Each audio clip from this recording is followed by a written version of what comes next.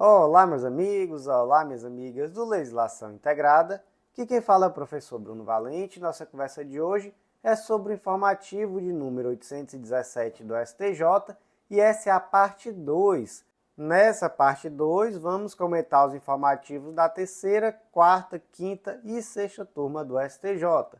Antes de começar aquele convite, se inscreve no nosso canal, seja no Spotify, Deezer, Apple Podcasts ou no YouTube, e ativa o sininho para ficar sabendo sempre que tiver novidade.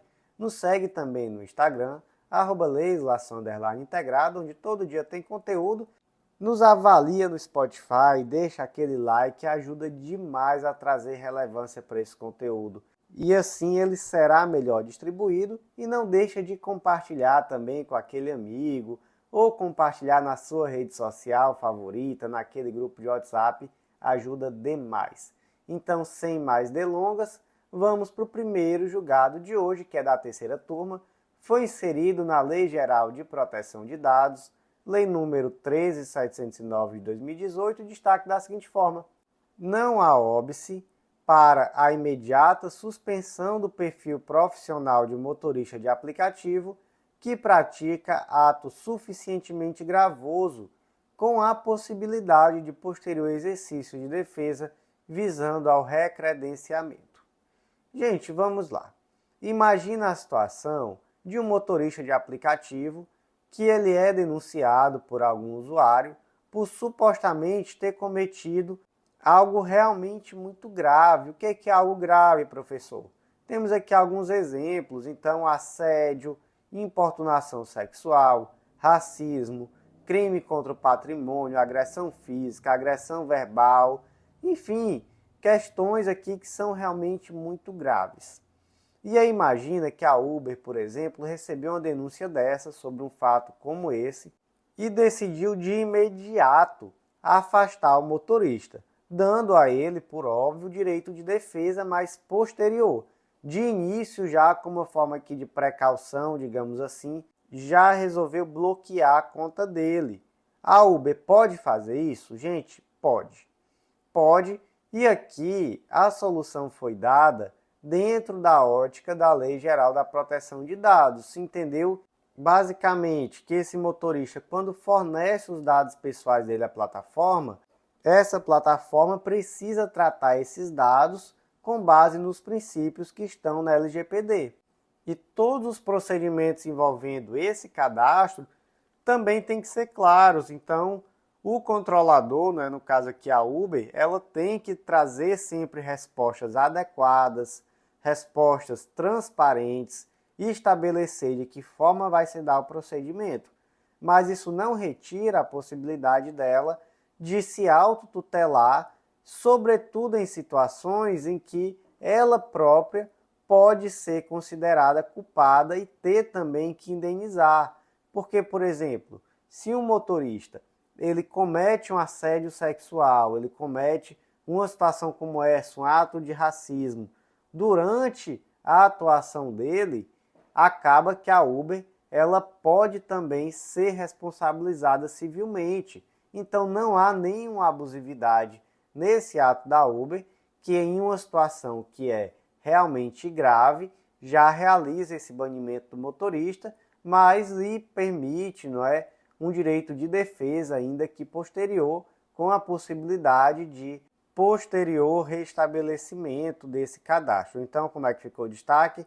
Não há óbice para a imediata suspensão do perfil profissional de um motorista de aplicativo que pratica ato suficientemente gravoso, com a possibilidade de posterior exercício de defesa visando ao recredenciamento. Próximo julgado é da quarta turma do STJ, foi inserido no Código de Defesa do Consumidor destaque da seguinte forma: a inscrição e manutenção do nome de devedor em cadastros de inadimplentes está adstrita ao prazo de 5 anos, contados do primeiro dia seguinte à data de vencimento da dívida, que deverá estar inserida no banco de dados da administradora do cadastro. Então, esse julgado aqui, ele tem duas situações que são muito importantes. A primeira situação é um debate acerca de quais dados precisam ser registrados pelas administradoras dos cadastros de inadimplentes. Então, por exemplo, imagina que determinado título de crédito foi protestado em virtude do não pagamento. E, posteriormente, esse consumidor também teve o nome dele inscrito, por exemplo, no Serasa, né? Que é um órgão de proteção ao crédito. Pergunta-se, o Serasa aqui nesse caso, ele vai ter que registrar todas as informações do título? Então, por exemplo, o Serasa vai ser obrigado a registrar a data de emissão do título, o tipo de título, a numeração? Não, não vai. Por quê? Porque o objetivo desse banco de dados é subsidiar a possibilidade de oferta de crédito. Então, quando eu vou, por exemplo, em uma loja e procuro emitir um cartão da loja para poder realizar uma compra, e aí essa loja vai lá e verifica o meu nome, se tem alguma inscrição indevida, o que ela quer saber é, primeiro, se eu estou devendo a alguém, se eu tenho uma inscrição, e segundo, talvez alguma situação sobre quando foi essa dívida, né? Se é antiga, se é recente, se é alta, se é baixa, mas questão de, foi um cheque, foi uma nota promissória, qual foi o dia da emissão desse cheque, isso daí é relevante, né, para esse efeito, então de fato não é necessário. Quem precisa manter esse tipo de registro é o cartório onde foi efetuado o protesto desse título de crédito. Mas tem uma informação aqui, gente, que é fundamental. Qual é? É a data do vencimento do título. Então, a data do vencimento do título, ela tem que constar. Até porque temos a súmula 323 do STJ que determina que a inscrição do nome do devedor pode ser mantida nos serviços de proteção ao crédito até o prazo máximo de 5 anos, independentemente da prescrição da execução. E, além disso, o Código de Defesa do Consumidor determina, lá no artigo 43, parágrafo 1º, que os cadastros de dados de consumidores devem ser objetivos, claros, verdadeiros e em linguagem de fácil compreensão, não podendo conter informações negativas referentes a período superior a 5 anos. E aí, gente, por conta disso, o STJ entende que a data do vencimento do título é fundamental, sobretudo para impedir que o nome desse consumidor permaneça no cadastro de inadimplentes por mais de 5 anos após esse vencimento. Então, como é que ficou aqui o destaque? A inscrição e manutenção do nome de devedor em cadastro de inadimplentes está adstrita ao prazo de 5 anos, contados do primeiro dia seguinte à data de vencimento da dívida, que deverá estar inserida no banco de dados da administradora do cadastro. Próximo julgado de hoje foi inserido na Lei de Propriedade Industrial, Lei número 9279 de 96, destaque da seguinte forma: nos termos da Convenção da União de Paris, para se reconhecer a imprescritibilidade da ação de nulidade de registro de marca, é necessário demonstrar a notoriedade da marca e haver má-fé do registrador, decorrente do uso indevido, sendo relevante a análise do comportamento das partes para tal definição. Tá, vamos entender aqui. Em primeiro lugar, a regra que está lá no artigo 174 da Lei de Propriedade Industrial é que prescreve em 5 anos a ação de declarar a nulidade do registro, contados da data da sua concessão. Por outro lado, a Convenção da União de Paris de 1883 traz no artigo 6º bis 3 que não será fixado prazo para requerer o cancelamento ou a proibição de uso de marcas registradas ou utilizadas de má-fé. Portanto, a situação é mais ou menos assim. O Joãozinho requereu o registro de uma marca. Qual é o prazo prescricional para declarar a nulidade desse registro? É de 5 anos. Mas o Joãozinho requereu de má-fé. De má-fé por quê? Porque ele sabia que aquela marca já era uma marca de alto renome, que era desenvolvida em outros países, e aí ele foi lá e registrou, mesmo sabendo que ele estava copiando uma marca que já existia. Então, em um caso como esse, né, não haverá prazo. E aí, qual foi o caso concreto desse julgado? É de uma marca que a maioria das pessoas conhecem, a Speedo. É uma marca mundialmente conhecida no ramo dos materiais esportivos. E aí essa marca, ela foi registrada no Brasil em 14 de 12 de 1976, sendo que seu registro acabou sendo extinto pela caducidade.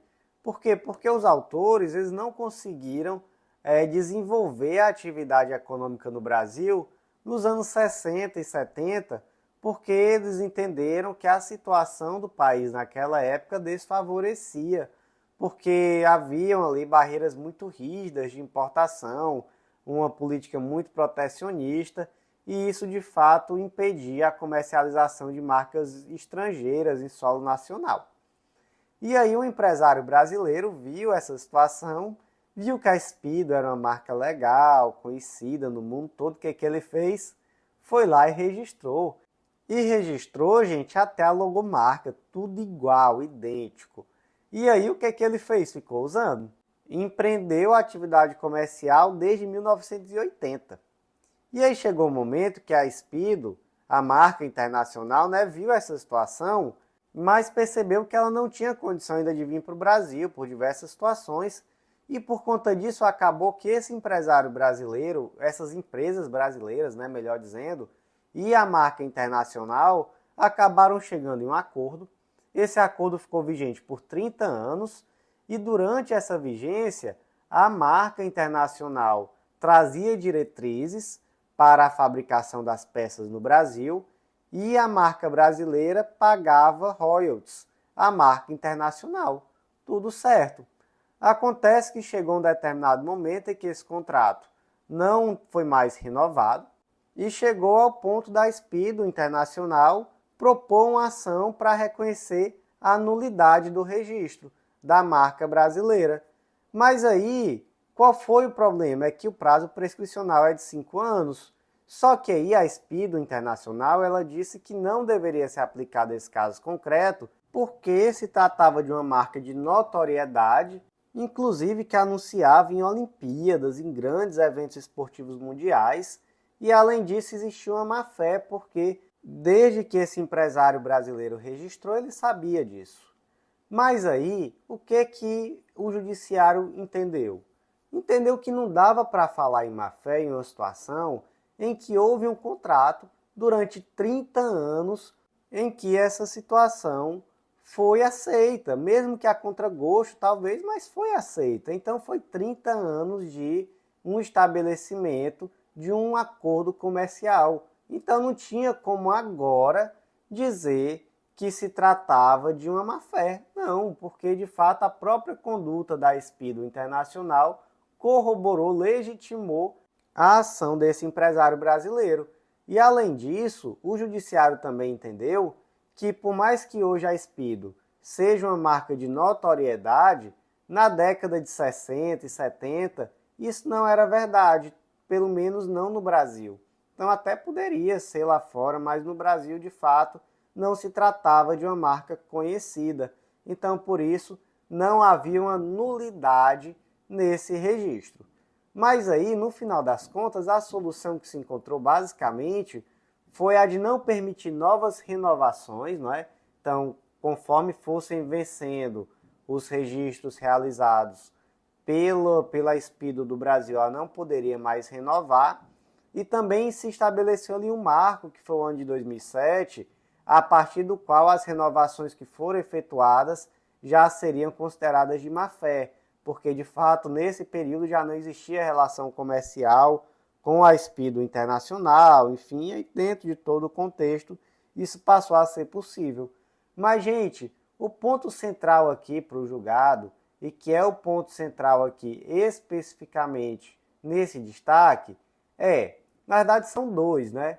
O primeiro é que para reconhecer a imprescritibilidade da ação de nulidade do registro de marca, é necessário reconhecer simultaneamente que essa marca tem notoriedade e que houve má-fé no registro. Então, é necessário ir concomitantemente essas duas coisas. E o segundo ponto é que a análise do comportamento das partes é fundamental para determinar se houve ou não má-fé das partes. Então, no caso concreto, tivemos uma relação comercial de 30 anos. Então, isso por si só é um comportamento da parte que acaba sendo contraditório com a alegação de má-fé. Então, gente, como é que ficou o destaque? Nos termos da Convenção da União de Paris, para se reconhecer a imprescritibilidade da ação de nulidade de registro de marca, é necessário demonstrar a notoriedade da marca e haver má-fé do registrador, decorrente do uso indevido, sendo relevante a análise do comportamento das partes para tal definição. Próximo julgado de hoje foi inserido no arquivo de súmulas do STJ, especificamente na súmula 289. E o destaque do julgado é o seguinte: a súmula 289 do STJ aplica-se apenas aos casos de desligamento e de resgate, não se aplicando às de migração entre planos de previdência privada. E o que diz esse raio dessa súmula 289, professor? Diz assim, a restituição das parcelas pagas a plano de previdência privada deve ser objeto de correção plena por índice que recomponha a efetiva desvalorização da moeda. O que é essa correção plena, professor? Como é que funciona isso? Gente, temos que lembrar que o Brasil, em um passado recente, sofreu com a hiperinflação, especialmente ali nos anos 80. E aí, nesse contexto de hiperinflação, nós também tivemos aquilo que hoje se chama de expurgos inflacionários, porque existiram índices de correção monetária que, na verdade, não correspondiam ao efetivo reajuste de preços que existia na prática. Portanto, eram índices que acabavam prejudicando o poder de compra daqueles valores que estavam depositados. E aí, em qualquer coisa, né? Mas aqui estamos falando especificamente de plano de previdência privada.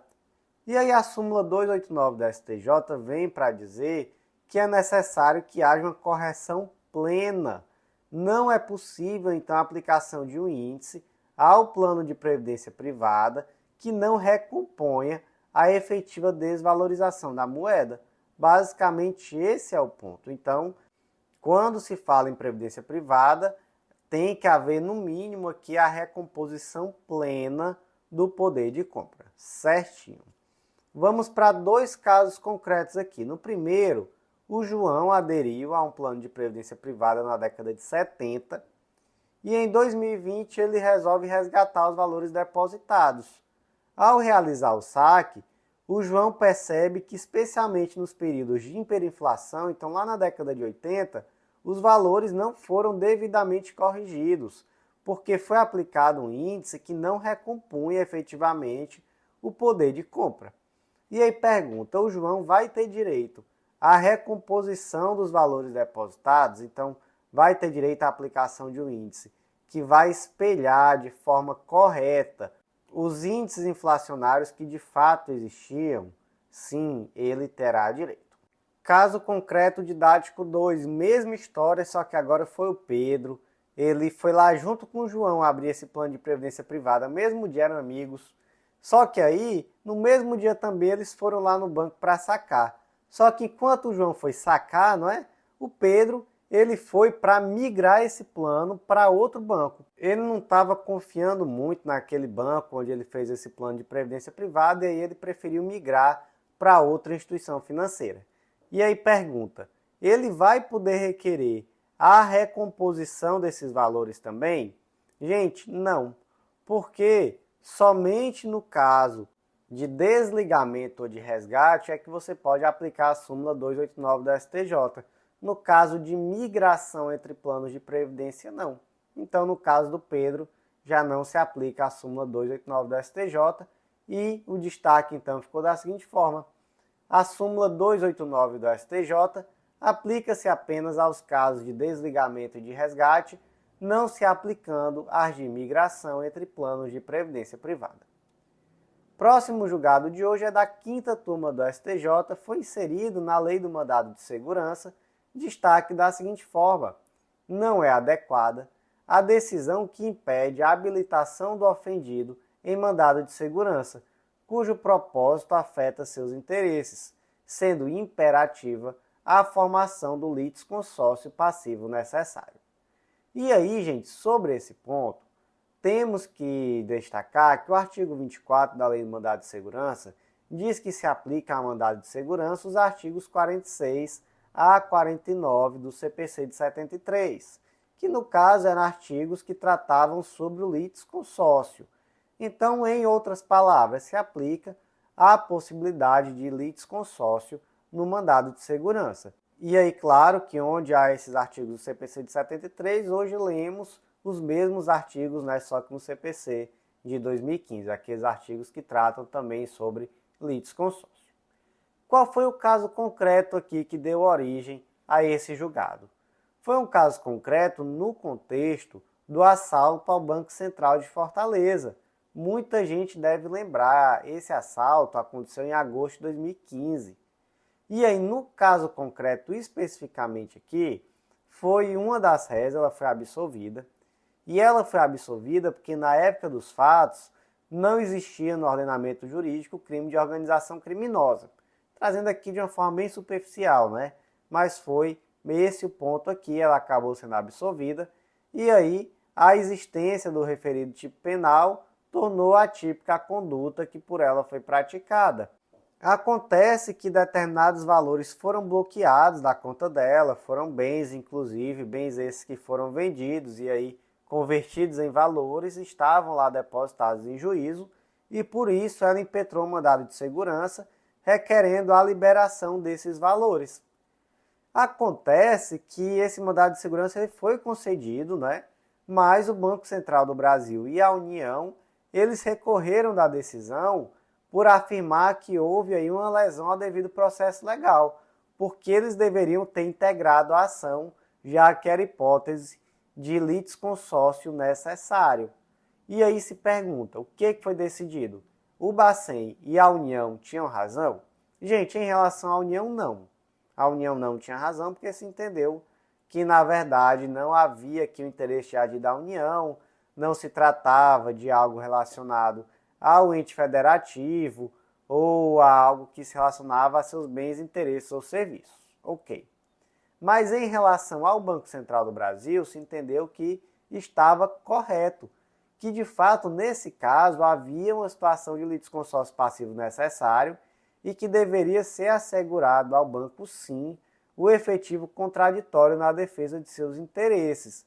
E que isso daí está estritamente relacionado com esse pedido de restituição de valores que foram adquiridos com alienação antecipada de bens que teoricamente ali foram adquiridos como produto desse furto milionário que aconteceu lá no ano de 2015 na cidade de Fortaleza. Um dos pontos chaves do julgado, gente, foi o reconhecimento da importância do papel da vítima no processo penal. Então se entendeu que hoje existe uma tendência de valorização desse papel da vítima, que tem direito de participar, de ser ativamente ouvida, apresentar elementos de prova e etc. E que até em virtude disso, de forma excepcional, já se tem aceitado a intervenção de terceiro até em habeas corpus. E que aqui no mandado de segurança a solução também iria em igual caminho, aceitando aqui especialmente, né, porque se trataria especificamente aqui de uma situação de litisconsórcio passivo necessário, algo que, já digamos aqui de passagem, o litisconsórcio, ele é expressamente autorizado pela lei do mandado de segurança, né? Nós já vimos aqui, está lá no artigo 24 da lei do mandado de segurança, com referência de forma expressa ao artigo 114 do CPC de 2015, que é o equivalente ao 47 do CPC de 73. Então, como é que ficou o destaque? Não é adequada a decisão que impede a habilitação do ofendido em mandado de segurança, cujo propósito afeta seus interesses, sendo imperativa a formação do litisconsórcio passivo necessário. Meus amigos, antes de seguir em frente, vou fazer aquele convite muito especial que você já está acostumado. Está gostando desse conteúdo? Você vai gostar muito mais do Clube da Lei. Então vem conhecer, acesse legislaçãointegrada.com.br, vem fazer parte desse clube de membros que te dá acesso a todos os nossos materiais de lei seca e jurisprudência e a mais de 100 planos de leitura, um material semanalmente atualizado por esses mesmos informativos que eu comento aqui para você em formato de áudio, e você ainda tem acesso a todos os planos de leitura de todas as carreiras abrangidas, inclusive planos focados em editais recém-lançados sem nenhum custo adicional, e o valor é baratinho, gente. Se você pegar o valor à vista do plano anual e dividir por 12, não dá R$ 30 por mês, não dá um calzone com a Coca-Cola. Então é seu futuro pelo preço de um lanche de fast food. Então vem fazer parte do Clube da Lei. E, gente, último convite, vem conhecer a Editora Integrada, vem publicar com a gente. Pode ser sua chance de publicar aquele texto que você até já tem na gaveta, às vezes uma monografia, um TCC, e vai ser um baita diferencial em uma prova de títulos. Então vamos seguir em frente. Julgados da 6ª turma do STJ, e o primeiro foi inserido na Lei 8.038 de 90, Lei dos Processos Originários de Tribunais, destaque da seguinte forma: o prazo para a interposição do agravo regimental em matéria penal é de 5 dias corridos. Então, gente, basicamente temos lá no artigo 39 que da decisão do presidente de tribunal, de sessão, de turma ou de relator que causar gravame à parte, caberá agravo para o órgão especial, sessão ou turma, conforme o caso, no prazo de 5 dias. É o tal do agravo regimental, né? É aquele recurso que tradicionalmente ocorre em face de decisões monocráticas de relator. E aí se leva o julgamento para a turma. Qual o prazo? Gente, no processo civil, o prazo é 15 dias úteis, porque está lá no artigo 1070 do Código de Processo Civil, que é de 15 dias o prazo para a interposição de qualquer agravo previsto em lei ou em regimento interno do tribunal contra a decisão de relator ou contra a decisão unipessoal proferida pelo tribunal. E, além disso, o artigo 219 do CPC determina que na contagem de prazos processuais se computa somente os dias úteis. Então, 15 dias úteis no processo civil. E no processo penal, aí a coisa é um pouquinho mais complicada. Primeiro, porque o artigo 219 não se aplica ao processo penal. Então, aqui são dias corridos. Segundo, porque aqui vai se aplicar o prazo que está lá no artigo 39 mesmo, da Lei 8.038 de 90. Então, vai ser 5 dias corridos. Portanto, gente, como é que fica aqui o destaque? O prazo para a interposição do agravo regimental em matéria penal é de 5 dias corridos. O último julgado de hoje foi inserido na Lei de Execução Penal, Lei nº 7.210 de 84, destaque da seguinte forma: a utilização de aparelho celular durante o trabalho externo, sem expressa vedação judicial, não configura falta grave. Gente, vamos lá. Portar aparelho celular dentro do estabelecimento prisional é falta grave? É. Desde quando? Desde 2007, com a Lei número 11.466 de 2007, que determina que comete falta grave o condenado à pena privativa de liberdade que tiver em sua posse utilizar ou fornecer aparelho telefônico, de rádio ou similar que permita a comunicação com outros presos ou com o ambiente externo. Tá bom, então é falta grave. Agora imagine a situação em que o Carlos cumpre pena em regime semiaberto e ele está autorizado a realizar trabalho externo em uma empresa de logística. E aí ele está lá no trabalho externo, então ele está fora do sistema prisional naquele momento e durante suas atividades ele utiliza um celular para se comunicar com a sua família. E não há, gente, nenhuma ordem judicial, no momento da autorização do trabalho externo que proíbe expressamente o uso do celular, tá? E aí se pergunta, o Carlos, ele cometeu alguma falta grave? Gente, não, porque a falta grave é estar de posse, utilizar ou fornecer aparelho telefônico dentro do estabelecimento prisional. Se ele está no trabalho externo, ele não está incomunicável. Então ele pode sim utilizar o celular, a não ser, vamos lá, agora aqui uma vírgula, a não ser que haja uma ordem judicial proibindo. E aí tem que fundamentar, né? Por que ele não pode usar o celular quando ele estiver no trabalho externo? Por tais motivos. Aí tudo bem, aí nesse caso seria falta grave? Seria. Mas não seria a falta grave do artigo 50, inciso 7, que é a falta grave referente ao uso, posse ou fornecimento de aparelho telefônico. Seria o do inciso 6º, que basicamente é a inobservância dos deveres previstos lá no inciso 2 e 5 do 39, que é basicamente dever de obediência ao servidor e respeito com qualquer pessoa que se relacione ou de execução do trabalho, das tarefas e ordens recebidas. Então, basicamente, quando dá autorização para o trabalho, ele recebeu uma ordem de não utilizar a celular, ele está desobedecendo, então isso é uma falta grave, certo?